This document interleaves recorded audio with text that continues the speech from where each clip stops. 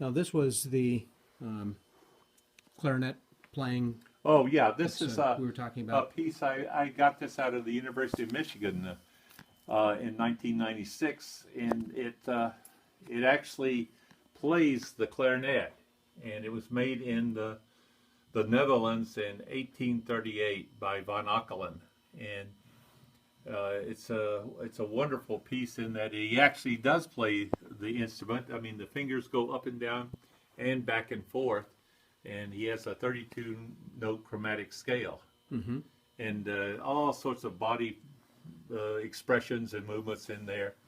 He really comes to life.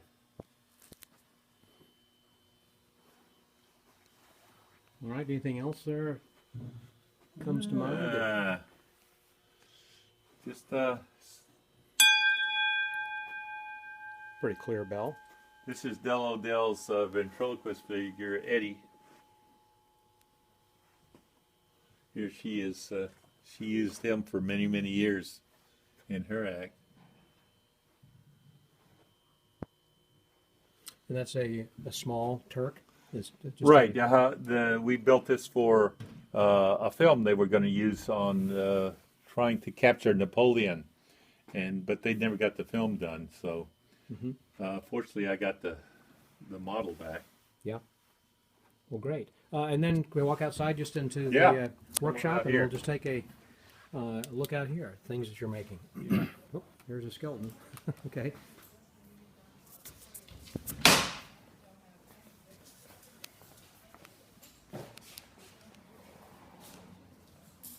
Here's a great clock here.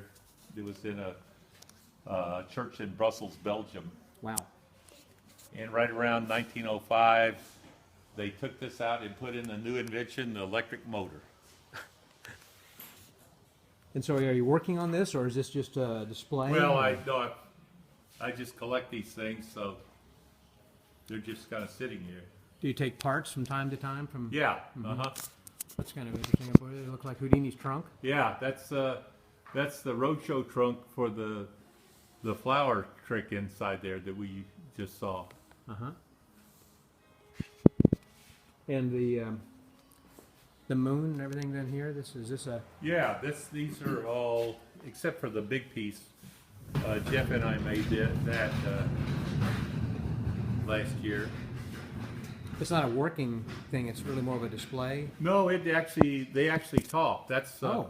that's one of those things that has all sorts of radio controlled servos and it talks, and we use that in a big illusion. And these are original automata from Paris made by George Vichy. Looks like there's a little bit smaller clock that you got. Yeah, we're still working on that right now.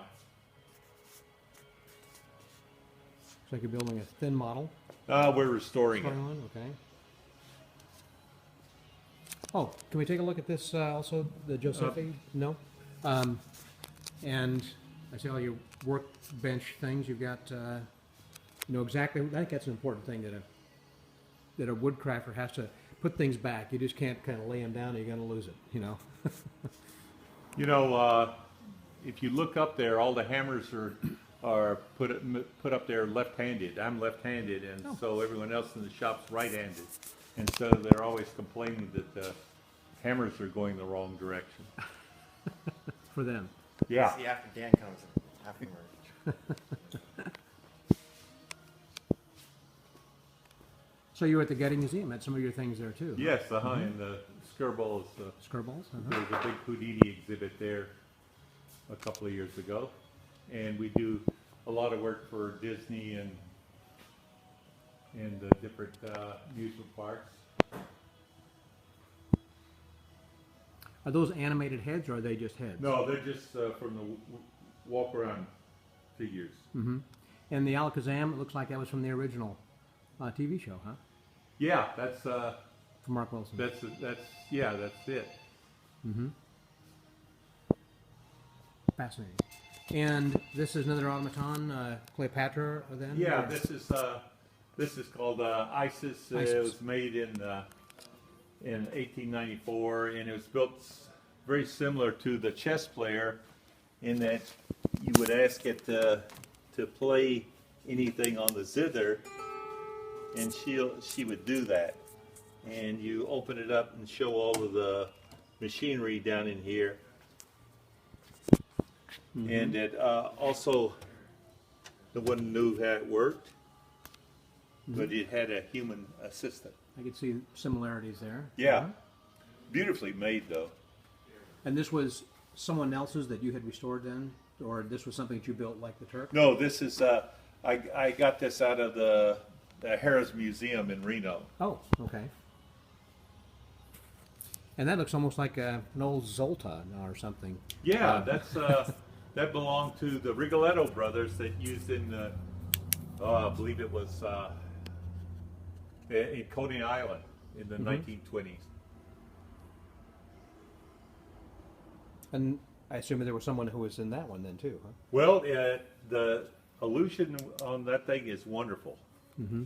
It's a lot of people use, and they weren't magic effects. They used them as a scientific lecture. And the hands would move and everything around. Yeah. Here, let me turn on the big switch there.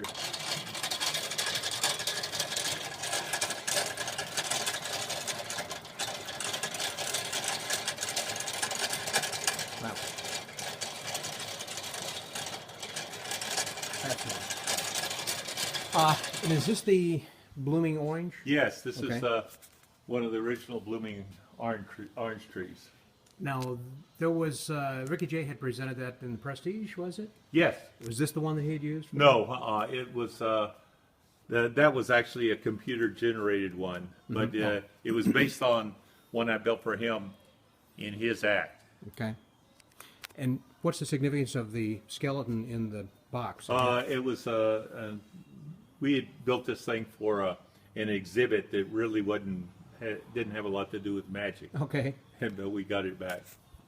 Looks like you got a lot of tables and things up over here. Yeah, oh gosh, yeah. Mm-hmm. Head choppers and luster light, looks Yeah. like, and some other stuff. Fascinating. Fascinating. Well, good. Thank you again, Johnny. Okay. Appreciate it. Thank you.